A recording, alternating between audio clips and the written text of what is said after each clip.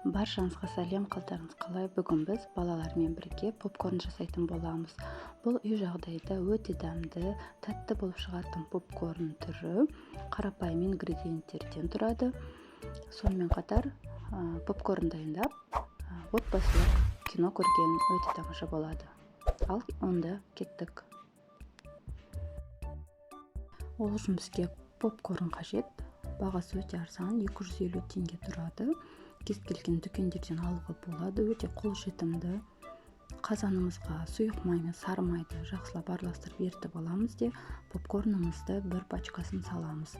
Жақсылап араластырып, әрбір жүгеріге сұйық май жағылуы керек, бетін жауып қоямыз.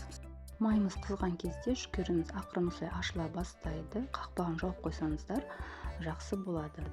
Енді біз карамель дайындаймыз. Табамызды қыздырып, қантымызды сеуіп, суын құйып, кішкене оның ерігенін күтеміз. Аздап шамалы араластырсаңыздар болады. Сәл уақыттан соң біздің қантымыздың түсі өзгере бастайды. Осылай қызарған кезде сары майымызды қосып, тағы бір жақсылап араластырып аламыз. Азық-түлік мөлшері сипаттамада көрсетіледі. Дайын болған жүгерімізді үстіне карамельді құйып, жақсылап тез-тез араластырып аламыз. Балаларға осылай карамельмен істеген ұнайды. 2 ыдысқа бөліп, суытып жеп қоямыз.